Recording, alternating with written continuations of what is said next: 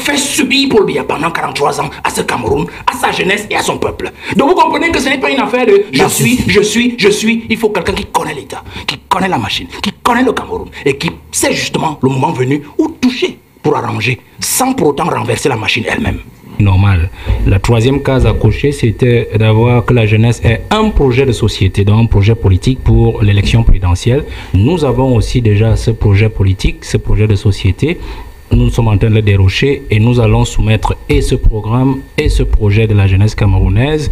Le moment venu bientôt à la jeunesse, nous allons en discuter par des médias, si le vôtre nous prête son antenne, et les médias numériques et sociaux, nous allons en discuter avec la jeunesse afin d'arrêter définitivement ce programme et ce projet de société qui appartient à la jeunesse. Maintenant, nous avons un souci. Ça, c'est pour l'échéance. C'est pour l'élection présidentielle. Nous parlons de programme. Ah, d'accord. Programme politique pour l'élection présidentielle, c'est le programme de la jeunesse, le projet de société de la jeunesse camerounaise. Donc c'est la troisième case qui a déjà été cochée. Maintenant, nous avons un souci avec la quatrième case, c'est-à-dire la jeunesse camerounaise doit avoir un candidat pour 2025. Et là, nous avons certainement un souci, comme avec mes équipes, on en a déjà discuté. Le souci, c'est peut-être comme Jouvence, parti Jouvence, n'a pas pu avoir les élus à l'élection municipale de 2020. Alors, il nous faudra certainement faire comme les autres, soit emprunter un parti, soit tout simplement chercher les 300 signatures. Bon, pour ma part, je crois que nous sommes en débat et l'option qui se pose à nous, la meilleure et la plus sécurisée, c'est de rechercher les 300 signatures, c'est-à-dire le parrainage. Donc, je crois que c'est dans cette voie que nous allons entrer et nous comptons certainement avoir ces 300 signatures pour que la jeunesse, justement, ait son candidat avec déjà son programme et son projet de société qui sont déjà dessinés. Une fois donc on aura ce candidat, s'il prête à Dieu, nous savons que c'est la grande difficulté de ce pays, avoir les 300 signatures, puisque le pays, du moins l'essentiel des élus, sont détenus par le parti au pouvoir. Donc ce sera vraiment la croix et la bannière, mais nous y croyons et nous y arriverons. La cinquième case qu'il faudra donc cocher, c'est justement d'aller à l'élection présidentielle, c'est-à-dire de battre campagne et d'aller vers la victoire si Dieu, nos ancêtres nous prêtent vie et nous prêtent la force et l'intelligence. Voilà ce que je voudrais dire ce matin à la jeunesse, de se calmer, de ne pas rentrer dans les bruits de couloir ni dans les bruits sociaux de rue par des appels à tout autre, de savoir que la jeunesse aura son programme, la jeunesse aura son projet de société, tout est déjà là.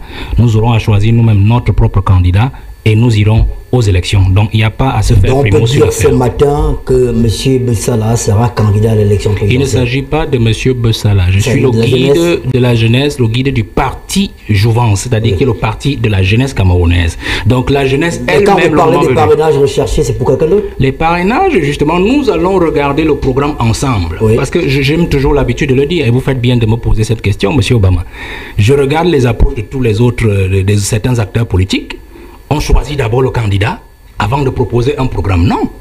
Le programme et le projet de société doivent d'abord être dessinés. C'est comme si vous avez une tâche que vous identifiez et vous devez trouver la bonne personne qui a les skills ou les connaissances ou les aptitudes, le profil pour accomplir la tâche.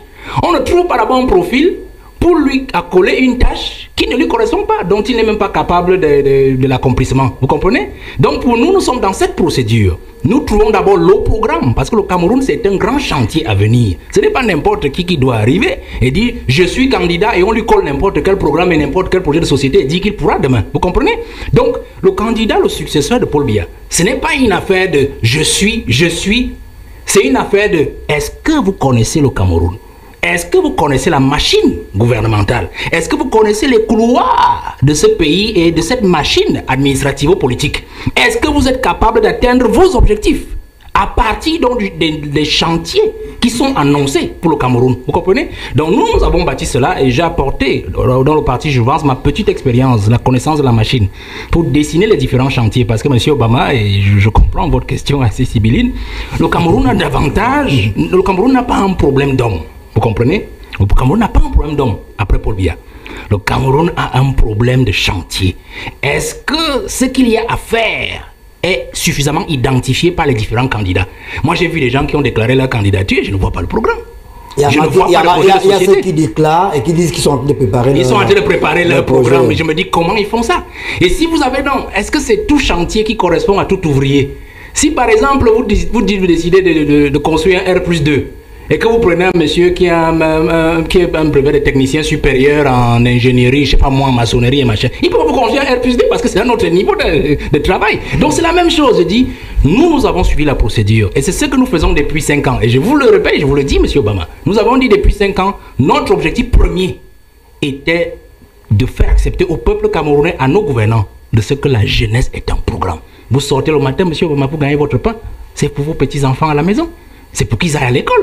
Quand on vous donne votre salaire à la fin du mois, vous dites qu'ils doivent aller à l'école. Et quand vous voyez leur note à la fin de chaque trimestre, vous vous dites, il est fort en maths, il est fort en physique, je peux en faire certainement un médecin. Donc vous fixez un profil. Donc vous vivez pour l'avenir, vous vivez pour vos enfants. Nous nous sommes rendus compte que ce régime n'a pas vécu pour l'avenir. Ce régime n'a jamais dirigé pour sa jeunesse. Et donc il fallait depuis 5-6 ans marteler que la jeunesse doit être désormais un programme pour le Cameroun. Dès aujourd'hui, dès cette année, jusqu'à dans l'avenir. En 2018, vous n'aviez pas de programme alors pour Non, nous on n'était pas à l'élection, on est né en 2019. Je né en 2019. Ok, je comprends. Voilà, donc c'est ça. Vous avez quand même voté en 2018? Ben oui, j'ai voté en 2018. Vous avez voté qui? Ah non, j'ai voté mon frère Cabral. Aussi simple que ça. Et votre programme de Cabral n'est pas proche de ce que vous souhaitez du profil? Sur le candidat, notre programme est le programme de la jeunesse. Vous comprenez? Vous avez donc posé une question, si c'est moi, ça peut aussi être Cabral Libi. Ça peut aussi être... Non, il n'est plus jeune celui-là. Ça peut aussi être quelqu'un d'autre. Donc moi je mange jeunesse. Qu'est-ce qui est important pour vous? C'est celui qui est jeune ou celui qui promeut les projets pour les jeunes? Monsieur Obama... Parce qu'on peut être âgé mais être quelqu'un qui promeut les jeunes. Monsieur Obama, je vous ai dit, Jouvence est un parti qui a été bâti essentiellement pour la jeunesse. Je ne peux pas trahir cette jeunesse. Si aujourd'hui, moi je dis encore aux jeunes que quelqu'un qui n'est pas jeune doit prendre la tête du parti ou doit aller aux élections au nom de la jeunesse, ça veut dire que je dois démissionner du parti Jouvence. Ça veut dire que je suis en train de trahir la philosophie du parti. Vous comprenez? C'est un parti pour la jeunesse et je respecte cette jeunesse-là. Maintenant, il peut arriver, et je dis bien, il peut arriver qu'en 2025, aucun candidat jeune ne soit en lice. Vous comprenez? C'est une hypothèse. Et que nous ayons dans le Landerneau, nous serons obligés dans le Landerneau de chercher un candidat qui n'est pas de notre génération. Ça peut aussi arriver, vous comprenez. Mais il peut aussi arriver que ce ne soit peut-être pas nous qui réussissions à avoir la candidature, du moins à faire valider notre candidature, et qu'un autre jeune puisse y arriver. On peut parler de Cabral Libi, on peut parler de quelqu'un d'autre qui soit de notre génération, on le pousse. Donc il est question d'abord de la jeunesse. Donc pour moi, nous ne faisons pas une fixation sur la personne. Nous faisons d'abord une fixation sur le programme, le projet. Et c'est ce projet-là qui va nous dessiner le profil du bon candidat qui peut le porter pour l'élection présidentielle. Nous ne mettons pas la charrue avant les bœufs. Nous ne trouvons pas le bon candidat avant de commencer à chercher le programme ou le projet de société. Je vous ai posé une question là. Si il vous était donné de faire le bilan aujourd'hui lors du gouvernement, est-ce que cela vous convient pour permettre une meilleure compréhension des uns et des autres, de réexpliquer d'abord, de faire les exégèses du terme hors du gouvernement?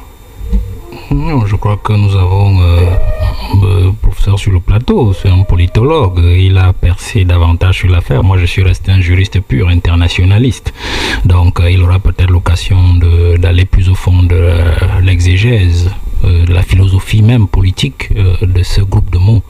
Je crois que d'abord, moi je reste sur ma casquette politique et sur la logique politique.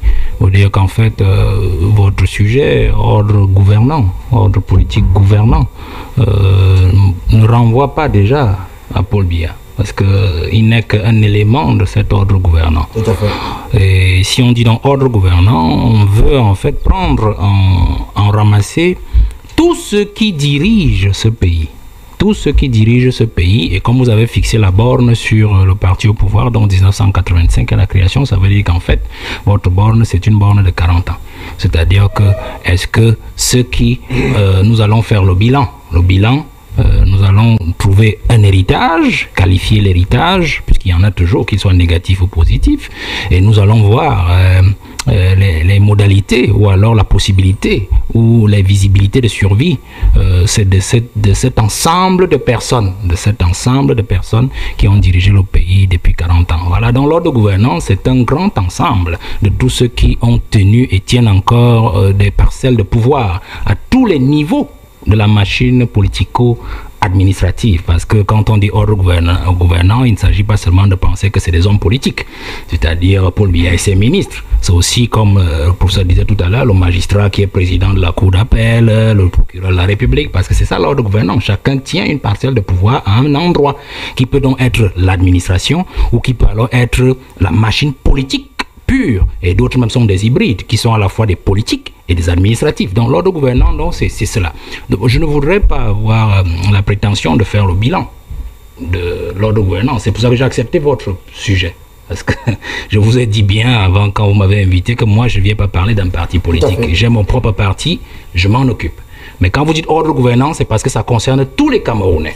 C'est-à-dire que lorsque ceux qui sont au pouvoir, le parti qui est au pouvoir nomme quelqu'un, il prend une décision. Cette décision impacte même le petit Camerounais que je suis, ainsi que peut-être mes militants et les militants même des autres partis, que ce soit de l'opposition, que ce soit d'ailleurs. Donc c'est pour cela que je suis venu pour ce sujet. Donc je ne suis pas venu parler des 40 ans du parti au pouvoir.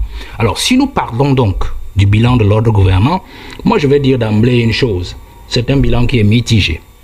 C'est un bilan qui est mitigé parce que, mitigé pourquoi? Il peut être positif si on prend un certain angle, il peut être négatif si on prend un autre angle. Pour moi, il est mitigé parce que politiquement, je trouve que le bilan de l'ordre gouvernant actuel est d'abord le bilan de celui qui l'a constitué, c'est-à-dire Paul Biya lui-même, parce qu'en fait, il est le chef de l'État. Président de la République, chef de l'État. Ça veut dire que le bilan de tous ses collaborateurs est son bilan. Le bilan de tous ses collaborateurs est son bilan. Même si le bilan, son bilan peut ne pas être celui de ses collaborateurs. Parce qu'il prend la décision en vertu de l'élection que lui a donnée le peuple camerounais. Et c'est à partir de cette élection-là qu'il désigne ceux qui vont l'accompagner pour accomplir la mission qu'il a proposé d'accomplir au peuple camerounais. Vous voyez? Et ce qui fait donc aujourd'hui, quand il échoue, c'est d'abord lui qui échoue avant ceux qu'il a choisi pour l'accompagner. Et donc, si nous partons donc de là, sur le plan politique, je rentre rapidement dessus, on pourra peut-être y revenir, mais je fais un brossage puisque d'autres vont intervenir. Sur le plan politique, il est en train de réussir sur le plan politique, comme j'ai l'habitude de le dire. C'est-à-dire que c'est un monsieur qui a pris le pays en 1982 dans une logique de continuité du président Ahidjo. C'est-à-dire qu'avec tout ce que nous avons connu, les différents conflits avec la métropole française, c'est-à-dire la France, qui ne nous a pas peut-être colonisé sur le papier, mais qui a agi comme tel sur le terrain, et avec les histoires du maquis et tout, et qui avait toujours l'intention de garder une même mise sur le Cameroun. Ahidjo s'est défait tant qu'il a pu de cette même mise de la France, et d'ailleurs Paul Biya a toujours été à ses côtés pour le faire. Donc il a été dans cette logique-là. On a vu comment il a dirigé ce pays avec les grandes logiques d'ouverture politique qui lui ont été imposées, par exemple en 1990 avec la conférence de la Baule à François Mitterrand. C'est-à-dire que multipartisme, liberté contre aide publique au développement. Alors il a dû céder comme les autres et on a vu les événements de 1991 et 1992 et même en 1993 avec les conférences nationales avortées chez nous et tout ce qu'on a connu. Donc on a vu ces soubresauts-là. On a donc vu sur le plan politique quelqu'un qui au départ, s'est dit meilleur élève de la France, et moi je pense que l'élève a fini par dépasser le maître. Quelqu'un donc qui a pu prendre le Cameroun dans une situation de dépendance presque totale parce qu'Ahidjo avait commencé un travail pour le détacher progressivement de cette dépendance-là vis-à-vis de la France. On va voir par exemple avec les affaires Bolloré. On a vu un ministre qui a donné à Bolloré l'essentiel de notre rail, c'est-à-dire le rail, pas la concession de 99, lui a donné notre port autonome de Douala, le PAD, en 1980. Dans les deux concessions, on a vu comment sous Paul Biya, on est en train de récupérer notre port autonome de Douala. Bon, on espère que le rail, on va aussi le récupérer. La Sonara, on a vu comment il a voulu à un moment nous construire ce dernier pan, ce pan qui a manqué au président Ahidjo, c'est-à-dire de raffiner notre pétrole localement. Bon, il y a eu incendie, tout le monde connaît ce dossier-là. Donc il y a des goulots d'étranglement, des gens qui ne veulent pas que le Cameroun puisse être au moins autonome ou indépendant sur le plan même de ses ressources, notamment du pétrole, du carburant pour la fourniture domestique. Donc on voit certains actes qu'il a posés. On a vu un président qui est devenu pratiquement un rebelle devant le colon, c'est-à-dire le français. On a vu avec Hollande, il a dit ne Dieu pas au pouvoir qui veut, mais Dieu au pouvoir qui peut. Il faut quand même être quelqu'un pour dire cela à un président français qui est supposé représenter la métropole la plus en phase et surtout la plus brutale, impérialiste en Afrique noire subsaharienne francophone. On a vu ce qu'il a fait avec Macron le 26 juillet 2022, lors de la visite du président Macron au Cameroun, avec cette affaire de je rentrerai au village, et ainsi de suite. Donc, nous voyons quelqu'un qui, au fur et à mesure qu'il a pris de l'âge et de la hauteur, a fini par se détacher politiquement de la métropole, de la France, à travers des actes que nous pouvons encore citer, il y en a nombreux. Mais maintenant, mitigé sur le plan économique, parce que je trouve que c'est là-bas l'échec. C'est là-bas l'échec parce que il n'a pas suivi la donne économique qu'avait lancé le président Ahidjo. La preuve, c'est que quand Ahidjo s'en va, nous avons près de 700 sociétés publiques et parapubliques qu'Ahidjo avait créées. Et à ce jour, avec les commissions et tout ça de liquidation, de privatisation et tout, on en est resté en portefeuille très maigre parce que d'autres sociétés ont été vendues, d'autres ont connu l'introduction de la participation des pays étrangers, notamment de la France, qui en a pris totalement certaines, qui a pris des parts un peu plus exorbitantes dans certaines autres. Et donc, nous avons perdu le pied sur le plan économique. Nous voyons par exemple que l'économie a stagné entre 1986 et pratiquement l'an 2000, c'est-à-dire avant notre point d'achèvement, notre point comment dire ça, nous avons le point d'achèvement, c'était en 2006, oui, le point d'achèvement PPT c'était en 2006, mais dès l'an 2000, nous avons eu des difficultés entre 1986 et 2000, c'est-à-dire il avait dit je n'irai plus au FMI, puisqu'en fait le Ghana l'a fait il y a 3 ou 4 ans, 5 ans, mais on a vu comment le Ghana a peiné, mais le Ghana a pris cette décision-là de sortir du FMI, de payer toute sa dette et de s'en sortir. Mais le prix Biya l'a dit en 86, il est obligé de rentrer encore au FMI, à la Banque mondiale, demander de l'argent. Donc on a vu qu'en fait, il n'a pas pu décoller, il n'a pas pu détacher le pays économiquement. On peut chercher à le comprendre d'une certaine façon, puisque si vous avez 2 lièvres à suivre, forcément, vous allez peut-être courir un peu plus derrière un autre qu'un tout autre. Donc on comprend que le lièvre économique a été le plus difficile pour lui à attraper, ou du moins de toutes les façons dont il s'est rapproché le plus difficilement. Donc je voudrais que l'on se situe d'abord au niveau du bilan. Au niveau du bilan, je reste sur le plan mitigé et sur les idées majeures, ce qui maintenant aux autres à développer, on pourra revenir. Honorable, s'il vous plaît, on va écouter à présent Valère Bessala, d'abord sur l'héritage et après sur la survie. C'est vrai que je reçois de nombreux messages des jeunes qui demandent votre numéro de téléphone et qui souhaitent adhérer à votre parti politique. Quel est l'héritage que le président Biya, du moins après 40 ans, va laisser? Et certains espèrent qu'il ira au-delà. Et qu'en est-il de la survie de l'ordre gouvernant actuel, beaucoup plus de l'appareil politique du président Biya? La seule chose positive que Biya va laisser au peuple camerounais de manière générale, à la jeunesse, puisque la jeunesse est l'avenir, c'est en fait ses qualités personnelles. C'est la seule chose, j'insiste dessus. Ses qualités personnelles, et dans ses qualités personnelles, il y a son intelligence de situation. C'est-à-dire quelqu'un qui a toujours su prendre la bonne décision pour son pays, pour nous faire passer des mailles du filet, des secousses et des grandes tentations et même des contraintes internationales. On peut citer Bakassi, on peut citer les différentes crises, que ce soit la crise économique, on n'a pas connu assez de secousses comme les autres. Donc il a toujours su prendre au moins de bonnes. Donc son intelligence de situation. Cette intelligence de situation peut aussi être visible sur le plan politique. Bon, là maintenant, il a utilisé son intelligence de situation à titre personnel de façon égoïste. C'est-à-dire qu'il a utilisé l'intelligence de situation pour éliminer à chaque fois tous ses concurrents politiques ou ses rivaux potentiels pour se maintenir au pouvoir. Donc je peux dire que c'est l'intelligence de situation qu'il laisse à la jeunesse. Bah, je n'ai pas besoin de revenir dessus. On peut citer Marafa, Midou Yaya. Ça, c'est 2012, vous le savez. Marafa était opposant, adversaire politique. On peut citer Aïssim Vota. On est en 1997. Il faut les lire dans les ouvrages. Comment est-ce qu'il a été éliminé politiquement? Et je ne vais pas évoquer l'autre élimination. Donc on peut citer comme cela. On peut citer même Ebois Samuel, qui était justement un de ces farouches opposants et qui est mort le 3 novembre 2000. Donc on peut citer comme ça. Son intelligence de situation, c'est-à-dire sa capacité à se tirer des situations même les plus inextricables. Je l'ai dit, j'ai tout dit sur le plan positif. L'héritage est donc... Bien sûr, l'héritage est donc négatif. L'héritage est négatif parce que le premier mauvais héritage qu'il nous laisse, c'est l'héritage de l'ingratitude et de l'égoïsme. C'est-à-dire le président de la République a été toujours un homme ingrat et égoïste avec tout ce avec qui il a gouverné, avec tout ce qu'il a nommé. Je cite simplement, nous avons eu un fameux débat sur Ernest Ouandié, par exemple, et où on a vu qu'il n'a jamais accepté que ces gens qui ont combattu dans l'histoire du Cameroun pour la libération politique du Cameroun, parce qu'il ne s'agissait pas d'une autre libération, d'un autre type de libération, que ces gens rentrent définitivement dans l'histoire comme des héros. Parce que la loi d'habilitation qu'il, lui, le signe, il promulgue en 1991, n'est qu'une loi d'habilitation, c'est-à-dire qu'il fait partie, ces gens-là, des étapes de maquisards à des citoyens normaux. Mais pourtant, c'était des héros qui devaient être consacrés et reconnus par la nation. Et on va citer comme ça, parce que quand je dis ingratitude, même envers son propre père Ahidjo. Parce que quand vous regardez un monsieur que Ahidjo a adopté Paul Biya depuis 62, l'a confié à Eteki Mboumoua, l'a récupéré en 68, secrétaire général, après, bien avant ça, c'était directeur de son cabinet. Et puis en 75, premier ministre, et il lui donne le pouvoir en 82.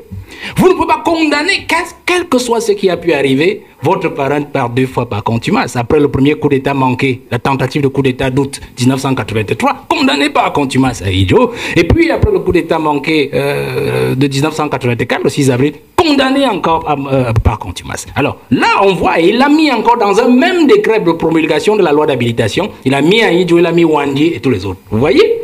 Donc il y a un problème d'ingratitude. Et c'est ce qui nous affecte aujourd'hui, même sur le plan de la mystique nationale, la mystique gouvernementale de ce pays, la mystique sociologique.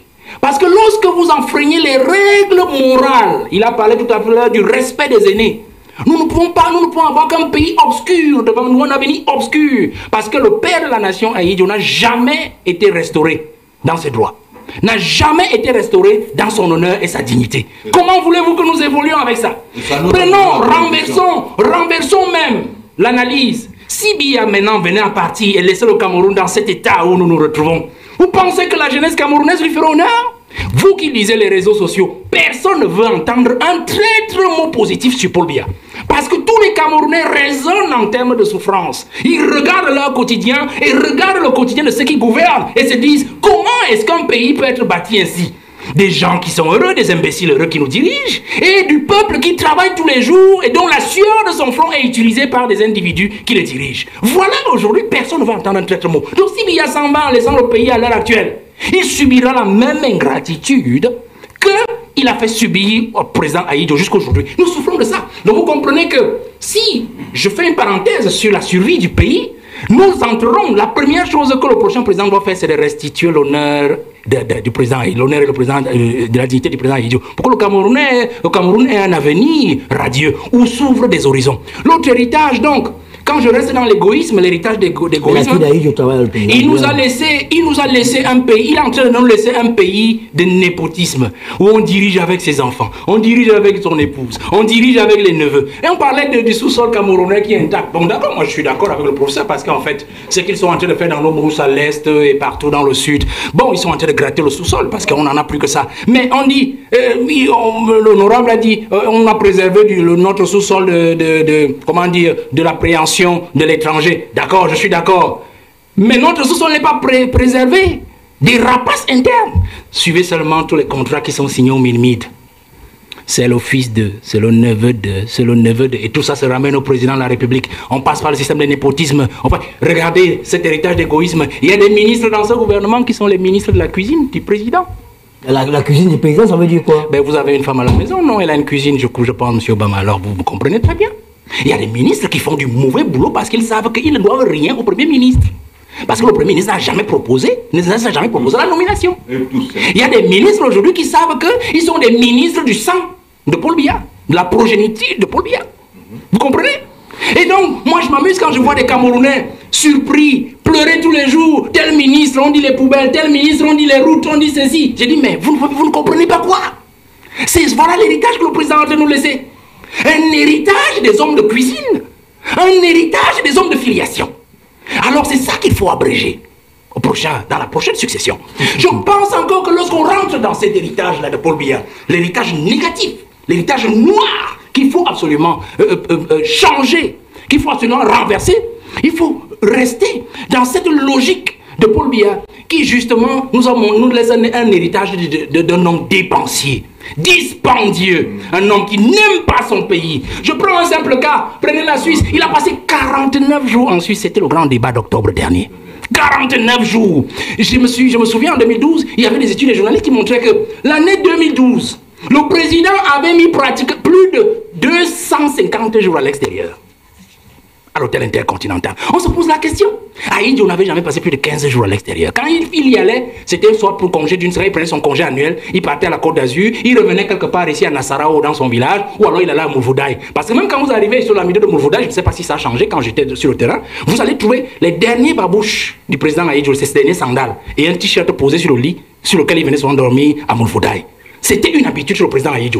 Quand il n'allait pas en Gaoundéré à Tigné, par exemple, parce qu'il avait son cheptel de ce côté. Mais le président nous a habitués à un président qui dépense l'argent de l'État dans des choses qui n'en valent pas la peine. Vous comprenez? Voilà l'héritage que le président a nous laisser. Et c'est cela qui fait l'image du pays, monsieur Obama. L'image de la jeunesse. Parce que les enfants aujourd'hui ne peuvent que copier ce qu'ils voient. Et ils pensent que c'est une bonne chose. C'est cela qu'il faut abréger dès 2025 cette année, pour que les jeunes comprennent que la vie que Paul Biya nous a montré sur le plan individuel, sa façon de diriger avec ces gens-là qui pompent les impôts des États, ce n'est pas une vie, ce n'est pas comme cela qu'on dirige un pays. Il faut que les jeunes comprennent que nous devons nous rassurer, nous rasséréner pour 2025 et nous dire Biya doit partir. S'il ne nous aide pas déjà à nous débarrasser de 80% de la race des individus avec lesquels il travaille depuis 43 ans, nous devons le faire partir lui-même parce qu'en partant, il va avec eux. Il va avec eux. On aura libéré au moins le plancher. Et nous allons nous débrouiller après lui. Parce qu'en fait, c'est aussi ça le cas. Et je sors donc en disant que si je vous ai donc parlé, le temps est très court, je ne peux pas parler de tous ces héritages, de ces quelques héritages néfastes de Paul Biya. Vous comprenez que le président de 2025, là, du 5 octobre 2025, ça ne doit pas être quelqu'un qui vient en disant « j'ai un gros CV ». J'ai un titre, je suis. Il y a du travail à partir du 6 novembre 2025. Et ce travail-là doit revenir à un mécanicien de l'État. C'est-à-dire un réparateur des torts qu'a fait subir Paul Biya pendant 43 ans à ce Cameroun, à sa jeunesse et à son peuple. Donc vous comprenez que ce n'est pas une affaire de je suis. Il faut quelqu'un qui connaît l'État, qui connaît la machine, qui connaît le Cameroun et qui sait justement le moment venu où toucher pour arranger, sans pour autant renverser la machine elle-même.